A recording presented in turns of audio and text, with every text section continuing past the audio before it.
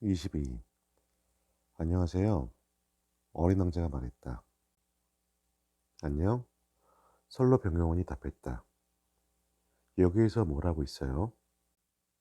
여행객들을 1000명씩 구분한단다. 그들을 태운 기차를 상황에 따라 오른쪽으로 보내거나 왼쪽으로 보내는 거야. 그때 불 밝힌 급행 열차가 우레 같은 굉음을 내며 들어왔다. 선로 병영원의 사무실까지 흔들렸다. 사람들은 정말 바빠요. 뭘 찾는 걸까요? 기관사들 자신도 모를 거야. 이번에는 반대 방향에서 불 밝힌 두 번째 급행열차가 우레 같은 굉음을 내며 왔다. 그 사람들이 벌써 돌아오는 거예요? 이번에는 다른 사람들이야. 서로의 위치를 바꾸는 일종의 교환이란다. 자기가 있는 곳에 만족하지 못해서 바꾸는 건가요? 사람은 자신이 있는 곳에 만족하지 못하는 법이란다. 불을 밝힌 세 번째 급행열차가 우레 같은 굉음을 내며 들어왔다. 이 사람들은 먼저 간 여행객들을 따라가는 거예요? 그들은 아무도 따라가지 않아. 열차 안에서 잠이나 자고 하품이나 할걸? 어린이들만 창문에 코를 박고 밖을 쳐다보겠지. 자기가 원하는 걸 알고 있는 건 아이들 뿐이에요. 아이들은 인형에 시간을 들여요. 그럼 인형은 그들에게 매우 중요한 존재가 되죠. 그래서 인형을 뺏기면 울음을 터뜨리는 거예요. 어린 왕자가 말했다. 아이들은 운이 좋구나. 솔로 변경원이 말했다. 안녕하세요. 어린 왕자가 말했다. 안녕. 상인이 말했다. 그는 갈증을 잠재우는 효과가 있는 신약을 팔고 있었다. 일주일에 알약 하나만 먹으면 물을 마시고 싶은 욕구가 사라진다고 했다. 아저씨는 왜 이 약을 팔아요? 시간 절감 효과가 어마어마하거든. 전문가들이 계산을 해봤어. 일주일에 53분을 벌어준단다. 그 53분 동안 뭘 할 건데요? 원하는 걸 하겠지. 어린 왕자는 생각했다. 나에게 53분이 있다면 천천히 샘이 있는 곳으로 산책하듯 걸어갈 거야. 사막에서 비행기가 고장난 지 8일째 되던 날이었다. 나는 비축해둔 물에 마지막 한 방울을 마시며 어린 왕자의 상인 이야기를 듣고 있었다. 나는 어린 왕자에게 말했다. 내 기억들은 흥미롭구나. 그런데 난 아직도 비행기를 고치지 못했고 물도 떨어졌어. 나도 샘으로 천천히 걸어갈 수 있다면 행복하겠다. 그가 내게 말했다. 내 친구 여우를 꼬마 친구, 지금 그 얘기를 할 때가 아니잖아. 왜? 탈수로 죽을 지경이니까. 그는 내 이유를 납득하지 못했다. 친구를 사귄 일은 좋았어. 죽음을 맞더라도 변하지 않아. 난 여우와 친구가 되어 무척 행복해. 이 아이는 위험을 전혀 감지하지 못하는구나. 혹이나 갈증에 시달린 적이 없을지도 몰라. 조금의 햇빛만 있어도 충분한 거야. 나는 속으로 생각했다. 어린 왕자는 나를 바라보더니 내 생각에 답하듯 말했다. 나도 목이 말라. 우물을 찾으러 가자. 나는 그럴 힘이 없다는 신용을 했다. 이렇게 드넓은 사막에서 우연히 우물을 찾길 바라며 무작정 걷겠다니 말도 안 되는 생각이다. 하지만 우리는 걷기 시작했다.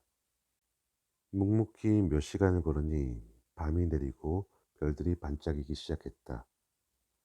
갈증으로 미열에 시달리던 나는 꿈결인 듯 그 광경을 바라보았다. 아까 어린 왕자가 한 말이 내 머릿속을 어지럽게 떠다녔다. 너도 목이 마르다는 거지? 어린 왕자는 내 질문에 답하지 않았다. 그냥 이렇게 말할 뿐이었다.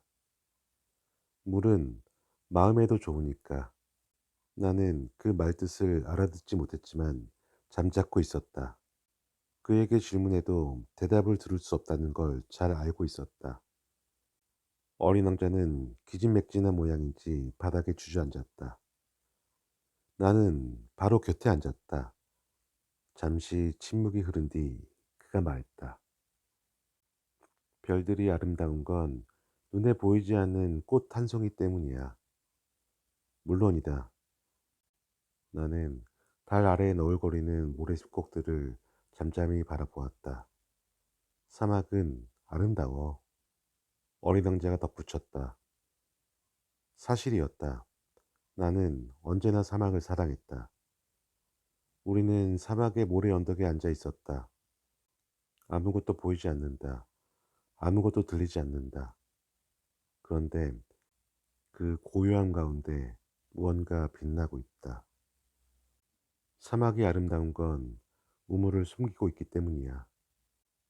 나는 불현듯 사막이 신비롭게 빛나는 이유를 깨닫고 무척 놀랐다. 어렸을 때 내가 살던 오래된 저택에 보물이 숨겨 있다는 전설을 들었다. 물론 아무도 보물을 발견하지 못했고 찾으려는 사람조차 없었지만 그런데도 집 전체가 매혹적으로 보였다. 집 깊숙한 곳에 비밀을 품고 있어서 그랬으리라. 그래, 집이든 별이든 사막이든 그걸 아름답게 만드는 건 눈에 보이지 않는 거야. 내 친구 여우와 똑같은 생각을 하다니 기뻐. 어린 왕자가 말했다. 어린 왕자가 잠에 들어서 나는 그를 품에 안고 다시 걷기 시작했다. 마음까지 따스해졌다. 부서지기 쉬운 보물을 안고 가는 것만 같았다. 지구상에서 이보다 더 연약한 존재는 없는 것 같았다. 나는 달빛이 비치는 어린 왕자의 창백한 이마와 감은 눈, 바람에 흔들리는 머리카락을 보며 생각했다. 눈에 보이는 건 껍데기일 뿐이야. 가장 중요한 건 눈에 보이지 않아. 어린 왕자의 살짝 벌어진 입술에 어렴풋이 미소가 번졌다. 잠든 어린 왕자를 보며 이렇게나 감동받은 건 꽃 한 송이에 대한 그의 변치 않은 마음 때문이야. 자는 동안에도 그의 안에서 등불처럼 빛나고 있는 장미의 형상 때문이야. 나는 어린 왕자가 더더욱 깨어지기 쉬운 존재라는 생각을 했다.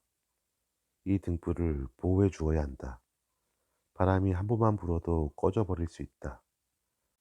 그렇게 걸어간 끝에 동이틀 무렵 나는 우물을 발견했다. 어린 왕자가 말했다. 사람들은 허겁지겁 급행열차에 올라타. 정작 자기가 무엇 찾고 있는지 알지 못하면서 그냥 불안에 떨며 시간을 흘려보내고 있어. 그는 이렇게 덧붙였다. 그럴 필요 없는데. 우리가 다다른 우물은 사하라 사막에서 흔히 보이는 우물과 달랐다. 사하라의 우물들은 모래사막에 간단한 구멍이 파인 형태다. 그런데 이 우물은 마을의 우물처럼 생겼다. 근처에 마을이 없었는데 나는 꿈을 꾸고 있는 기분이었다. 이상한데 전부 준비가 되어 있어. 도르래와 두레박, 밧줄까지. 어린 왕자는 웃으면서 밧줄을 잡고 도르래를 움직였다. 그러자 오랜 잠에서 깬 낡은 풍경길처럼 도르래가 끼익거리는 소리를 냈다.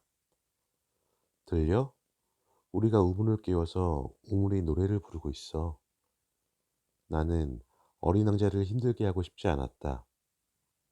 그냥 둬. 내가 할게. 내겐 너무 무거워. 나는 우물 테두리 돌이 있는 곳까지 천천히 두레박을 끌어올렸다. 그리고 떨어뜨리지 않으려고 균형을 잡아 돌 위에 올려두었다. 귓가에 도르의 노랫소리가 계속 들렸고 여전히 일렁거리는 물 위의 수면 위로 태양의 진동이 느껴졌다. 목이 너무 말라. 물을 마시게 해줘. 나는 얼른 두레박을 들어 올려 어린 왕자의 입가에 대어 주었다. 그는 눈을 감고 물을 마셨다. 축제에 온 것처럼 마음이 환해졌다. 그 물은 일반적인 마시는 물과는 전혀 달랐다. 별을 바라보며 걸어온 발걸음, 도르래의 노랫소리, 내 팔의 수고가 어우러져 태어났기 때문이었다. 그것은 선물처럼 내 마음을 기쁘게 했다. 어린 시절 성탄절 선물들이 전나무 조명과 자명 미사음악, 부드러운 미소들 때문에 더 돋보이던 것과 같았다. 어린 왕자가 말했다. 아저씨 별에서 사람들은 하나의 정원에 장미 5천 송이를 갖고 있지. 그러면서도 자기들이 뭘 원하는지 결코 찾지 못하지. 한 송이 장미꽃이나 물 한 모금에도 찾을 수 있는데. 정말 그래? 나는 대답했다. 어린 왕자가 덧붙였다. 눈으로는 볼 수 없어. 마음으로 찾아야만 해. 나는 물을 마셨다. 숨이 편안해졌다. 태양이 떠오르면서 사막의 모래가 꿀 빛깔로 물들어갔다. 황금색으로 빛나는 모래를 보니 행복한 기분이 들었다. 무슨 이유로 나는 그렇게 힘들어했던 것일까? 저번에 한 약속 들어줘. 어린 왕자가 조용히 말했다. 그는 내 곁에 와서 앉아 있었다. 무슨 약속? 있잖아. 양에게 씌울 불이망. 난 내 꽃을 책임져야 하니까. 나는 주머니에서 스케치한 그림을 꺼냈다. 어린 왕자가 쳐다보며 웃었다.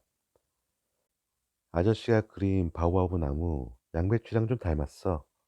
아, 내가 바오바브 나무 그림을 얼마나 자랑스러워했는데. 아저씨가 그린 여우는 귀가 좀 뿔처럼 보여. 너무 길어서 그래. 어린 왕자는 다시 웃었다. 그렇게 말하면 못 써. 꼬마 친구, 내가 그려본 거라곤 속이 안 보이는 보아뱀과 속이 보이는 보아뱀이 다잖아. 아, 괜찮아. 어린이들은 알아보니까. 어린 왕자가 말했다. 나는 부리망을 그렸다. 그걸 건네주는데 마음이 미어졌다. 내가 모르는 계획이 있는 거니? 어린 왕자는 대답하지 않았다. 그 대신에 이렇게 말했다. 아저씨, 내가 지구에서 떨어진 지 내일이면 1년이야. 잠시 침묵이 흐른 뒤 그가 이어 말했다. 바로 이 근처에 떨어졌어. 어린 왕자가 얼굴을 붉혔다. 나는 다시 한번 알 수 없는 묘한 슬픔을 느꼈다. 불쑥 한 가지 의문이 들었다. 그럼 일주일 전 아침 널 만났을 때 사람들이 사는 곳에서 수천 마일 떨어진 사막을 홀로 걷고 있던 게 우연이 아니었구나. 내가 떨어진 곳으로 돌아왔던 거야. 어린 왕자가 다시 얼굴을 붉혔다. 나는 주저하며 말을 이었다. 떨어진 지 1년째 되는 날이라서 어린 왕자는 다시 얼굴을 붉혔다. 대답은 없었지만 얼굴을 붉혔으니 그렇다는 의미 아니겠는가. 아, 난 두렵구나. 내가 그에게 말했다. 어린 왕자는 대답 대신 이렇게 말했다. 아저씨는 이제 일하러 가. 비행기가 있는 대로 다시 가야 해. 난 여기에서 기다릴게. 저녁에 다시 와. 나는 마음이 편치 않았다. 여우 이야기가 기억났다. 누군가에게 길들여졌다면 얼마간 눈물을 흘릴 위험을 감수해야 한다. 우물 옆에 오래된 돌담의 잔해가 있었다. 일을 마치고 저녁에 돌아오는데 저 멀리 어린 왕자가 돌담에 다리를 늘어뜨리고 앉아있는 모습이 보였다. 그가 누군가에게 말하는 소리가 들렸다. 기억 안 나? 이 자리가 아니야. 다른 목소리가 반박한 모양이었다. 어린 왕자가 곧 응수하는 걸 보면 말이야. 아니, 아니야. 오늘은 맞는데 장소는 여기가 아니야. 나는 돌담 쪽으로 걸음을 옮겼다. 아무 소리도 들리지 않았고 아무도 보이지 않았다. 어린 왕자가 다시 누군가에게 대답했다. 물론이야. 모래바닥에 찍힌 내 발자국이 어디에서 시작했는지 보면 알 거야. 거기서 날 기다리면 돼. 오늘 밤 그곳에 내가 있을 테니까. 나는 벽에서 20m가량 떨어져 있었는데 여전히 아무도 보이지 않았다. 잠시 침묵이 흐른 뒤 어린 왕자가 입을 열었다. 내 독 괜찮은 거야? 내가 오래 아프지 않아도 되는 거 맞지? 나는 가슴을 죄어오는 것 같아 숨을 참았지만 여전히 무슨 말인지 이해할 수 없었다. 이제 다른 데로 가. 나 내려갈래. 어린 왕자가 말했다. 돌담 아래로 시선을 내린 순간 나는 뜰 듯 놀랐다. 어린 왕자 바로 앞에 노란 뱀이 금방이라도 덮칠 태세로 몸을 세우고 있었다. 나는 주머니에서 리볼버 권총을 꺼내면서 급히 달려갔다. 내가 다가가는 소리에 뱀은 스르르 바닥으로 숨어들었다. 흡사 샘의 물기가 잦아지는 것 같았다. 뱀은 조금도 서두르는 법이 없이 휙휙거리며 돌 사이로 슬그머니 들어갔다. 나는 돌담까지 뛰어가서 꼬마 친구를 번쩍 팔에 안아 올렸다. 그의 얼굴이 눈처럼 창백했다. 무슨 짓이야? 왜 뱀과 얘기를 해? 나는 그가 늘 두르고 다니는 금색 머플러를 느슨하게 풀어주었다. 어린 왕자의 관자놀이를 적셔주고 물을 조금 먹였다. 나는 감히 어떤 질문도 할 수 없었다. 어린 왕자는 나를 진지하게 쳐다보더니 두 팔로 내 목을 감았다. 그의 심장이 막 총에 맞아 죽어가는 새의 심장처럼 뛰고 있었다. 어린 왕자가 말했다. 비행기를 고쳐서 다행이야. 이제 집으로 돌아갈 수 있어. 어떻게 알았어? 나는 어쩌다 보니 비행기를 고칠 수 있었다고 그에게 말하던 참이었다.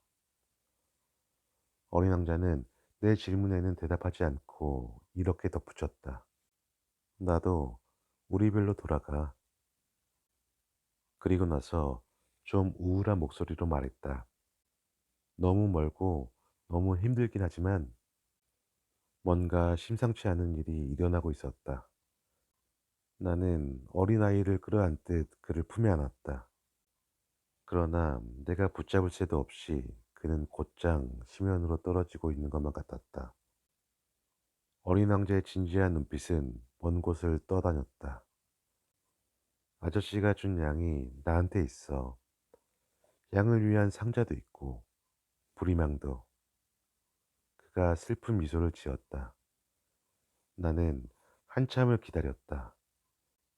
내 품에서 그의 몸은 점점 뜨거워지고 있었다. 꼬마 친구, 너 무서웠구나? 물론 그는 무서웠을 것이다. 하지만 어린 왕자는 부드럽게 미소를 지었다. 오늘 밤엔 훨씬 더 무서울 것 같아. 돌이킬 수 없다는 감정으로 인해 내 마음이 얼어붙었다. 이 아이의 웃음소리를 다시 들을 수 없다고 생각하는 것만으로도 견딜 수 없었다. 내게는 사막에서 만난 샘 같은 웃음소리였는데, 꼬마 친구, 내 웃음소리를 다시 듣고 싶어. 하지만 그는 내게 말했다. 오늘 밤 1년이 되거든. 작년에 내가 떨어진 곳, 바로 그곳에 우리 별이 있을 거야. 꼬마 친구, 뱀이니 약속이니 별이니 하는 건 다 나쁜 꿈인 거지? 그는 내 질문에 대답하지 않았다. 대신 이렇게 말했다. 중요한 건 눈에 보이지 않아. 그럼 물론이지. 꽃도 마찬가지야. 아저씨가 어느 별에 있는 꽃 한 송이를 사랑한다면 말이야. 밤마다 하늘을 바라보는 게 행복할 거야. 모든 별에 꽃이 있으니까. 그럼 물도 그래. 아저씨가 내게 먹여준 물은 음악 같았어. 도르래와 밧줄 때문에. 기억해야 해. 정말 맛있었어. 그럼 아저씨는 밤마다 별들을 바라보겠지? 내 별은 너무 작아서 어디에 있는지 아저씨에게 보여줄 수가 없어. 그 편이 더 좋아. 이제 내 별은 아저씨에게 모든 별 중에 하나니까.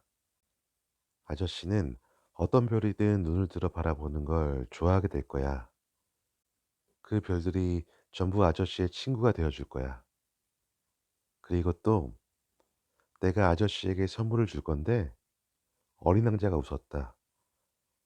얘야, 꼬마 친구야, 내 웃음소리를 듣는 게 얼마나 좋은지. 바로 그게 내 선물이야. 물처럼 말이지. 무슨 말이야? 사람들은 누구나 별을 보지만 별이 누구에게나 같은 의미는 아니야. 여행자에게 별은 안내자야. 다른 누군가에게 별은 그저 작은 빛에 지나지 않고 학자에게 별은 풀어야 할 숙제야. 내가 만난 사업가 아저씨에게 별은 금이겠지. 별들은 아무 말도 하지 않는데 말이야. 아저씨는 아저씨 혼자만 아무것도 갖지 못한 별을 갖게 될 거야. 무슨 말이야? 아저씨가 밤마다 하늘을 바라볼 때 말이야. 내가 그 중 한 별에 살고 있으니까. 그 중 한 별에서 내가 웃고 있으니까. 아저씨는 마치 모든 별이 웃고 있는 것처럼 느낄 거야. 아저씨는 웃을 줄 아는 별들을 갖게 된 거야. 어린 왕자는 다시 웃었다. 나중에 아저씨가 기운을 차리면 나를 만난 걸 떠올리고 기분이 좋아질 거야. 아저씨는 언제나 내 친구일 거야. 나와 함께 웃고 싶은 기분을 느끼겠지? 행복한 기분을 느끼려고 가끔씩 창문을 열겠지? 아저씨 친구들은 하늘을 바라보며 웃는 아저씨를 보고 굉장히 놀랄 거야. 그럼 아저씨는 이렇게 말하겠지? 그래, 별들을 볼 때마다 난 웃음이 나. 그러면 친구들은 아저씨가 미쳤다고 생각할 거야. 내가 아저씨에게 짓궂은 장난을 친 거야. 그리고 나서 그가 다시 웃었다. 그러니까 별들 대신에 웃을 줄 아는 무수히 많은 작은 방울들을 아저씨에게 준 거야. 어린 왕자가 다시 웃다가 갑자기 진지한 표정을 했다. 오늘 밤에는 아저씨, 오지 마. 내 곁을 떠나지 않을 거야. 아마 나는 아파 보일 거야. 죽은 것처럼 보일지도 몰라. 그런 거래. 그러니까 보러 오지 마. 그럴 필요가 없어. 널 떠나지 않을 거야. 어린 왕자는 근심 어린 표정을 지었다. 뱀 때문에 그래? 뱀이 아저씨를 물면 안 되니까. 뱀은 심술구죠. 재미로 물기도 하거든. 내 곁을 떠나지 않을 거다. 그런데 그가 무슨 생각이 들었는지 안도했다. 두 번째 물 땐 뱀의 독성이 없어지니까. 그날 밤 나는 어린 왕자가 떠나는 걸 보지 못했다. 그는 조용히 모습을 감췄다. 내가 어린 왕자를 다시 발견했을 때 그는 단호한 걸음으로 빠르게 걷고 있었다. 그는 나를 보고 이렇게 말했을 뿐이다. 아, 아저씨였네? 그가 내 손을 잡았다. 그러면서 계속 나를 걱정했다. 아저씨가 오지 말았어야 했어. 힘들어질 거야. 이제 곧 내가 죽은 것처럼 보일 텐데 그건 사실이 아니야. 나는 아무 말도 하지 않았다. 아저씨는 알 거야. 너무 멀어. 내 몸 이대로는 고향에 갈 수가 없어. 너무 무겁거든. 나는 아무 말도 하지 않았다. 내 몸은 버려진 낡은 껍질 같을 거야. 낡은 껍질은 슬픈 게 없잖아. 나는 아무 말도 하지 않았다. 그는 이제 기운이 빠진 것 같았다. 그러면서도 안간 힘을 쓰고 있었다. 정말 근사할 거야. 나도 별들을 바라보겠지. 모든 별에 녹슨 도래가 달린 우물이 있을 거야. 모든 별들이 내게 마실 물을 부어줄 거야. 나는 아무 말도 하지 않았다. 정말 재미있겠지? 아저씨는 5억 개의 작은 방울을 갖게 되고 나도 5억 개의 샘을 가지는 거야. 어린 왕자가 말을 멈췄다. 그는 울고 있었다. 이제 나 혼자 있도록 조금 떨어져 있어줘. 그는 두려웠는지 자리에 주저앉았다. 그가 말을 이었다. 아저씨, 내 장미 말이야. 난 그 꽃을 책임져야 해. 장미는 너무 약하거든. 그리고 너무 순진해. 세상에서 자신을 지키기 위해 가진 건 가시 네 개가 전부야. 나는 던 서 있을 힘이 없어서 주저앉았다. 그가 말했다. 자, 이제 끝났어. 그는 잠시 망설이더니 자리에서 일어났다. 그리고 한 발 내딛었다. 나는 그 자리에서 꼼짝할 수 없었다. 그의 발목 언저리에서 노란 섬광이 일었다. 그게 다였다. 그는 잠시 미동도 없이 있었다. 소리도 지르지 않았다. 나무가 쓰러지듯 부드럽게 어린 왕자는 바닥으로 쓰러졌다. 모래바닥이라 소리조차 나지 않았다. 그때로부터 6년이 흘렀다. 나는 이 이야기를 한 번도 한 적이 없다. 나를 다시 만난 동료들은 내가 살아있는 걸 발견하고 기뻐했다. 나는 슬펐지만 이 말만 했다. 너무 지쳤어. 지금 나는 어느 정도 기운을 차렸다. 그 말은 완전히는 아니라는 말이다. 하지만 어린 왕자가 자기 별로 돌아갔다는 걸 믿는다. 동틀 무렵 그의 몸을 볼 수 없었던 것이다. 아주 무거울 것도 없는 몸이었으니까. 이제 나는 밤마다 별들의 소리를 듣는 걸 좋아한다. 5억 개의 작은 방울이 울리는 시간이다. 하지만 문득 엄청난 일이 기억난다. 어린 왕자에게 그려준 부리망의 가죽끈을 단다는 걸 깜빡 잊은 것이다. 어린 왕자가 양에게 부리망을 달아줄 수 없을 텐데. 그래서 나는 계속 궁금하다. 그의 별은 별일 없이 괜찮을까? 양이 장미를 먹어 치웠을지도 몰라. 어떤 날은 이렇게 생각한다. 물론 그럴 리 없어. 어린 왕자가 매일 밤 장미에게 이루이 덮개를 씌워주잖아? 양을 잘 감시하니까. 그러면 나는 곧 기분이 좋아진다. 모든 별들이 부끄럽게 미소 짓는다. 하지만 어떤 날은 이런 생각도 한다. 누구나 한 번은 방심하잖아. 그러면 끝인데. 어느 날 저녁 어린 왕자가 유리덮개 씌우는 걸 잊거나 양이 밤중에 소리 없이 빠져나오거나 그러면 작은 방울들은 다 눈물로 바뀌어 버린다. 정말 알 수 없는 일이다. 어린 왕자를 사랑하는 당신에게는 내가 그랬듯이 어딘가에서 낯선 양 한 마리가 장미 한 송이를 먹었는지 아닌지에 따라 우주가 완전히 달라진다는 말이다. 하늘을 바라보라. 그리고 스스로에게 물어보라. 양이 꽃을 먹었을까 아닐까? 대답에 따라 완전히 다른 세상이 펼쳐질 것이다. 어른들은 이 일이 이렇게나 중요하다는 걸 절대로 이해하지 못할 것이다. 이것은 내가 본 가장 아름답고 슬픈 풍경이다. 이전 그림과 똑같은 풍경이지만 당신에게 잘 보여주려고 다시 한번 그렸다. 지구의 바로 이곳에 어린 왕자는 나타났다가 사라졌다. 만일 당신이 언젠가 아프리카 사막을 여행한다면 이곳을 분명히 알아볼 수 있도록 이 풍경을 주의 깊게 보아달라. 이곳을 지나는 일이 생기거든 부탁하건대 서둘러 지나치지 말고 잠시 저 별 아래에서 기다려 달라. 한 아이가 당신에게 다가와서 웃거든 그 아이의 머리칼이 황금빛이고 질문을 해도 대답이 없다면 아마 그가 누구인지 짐작할 수 있을 것이다. 부디 그 아이에게 다정하게 대해주기를.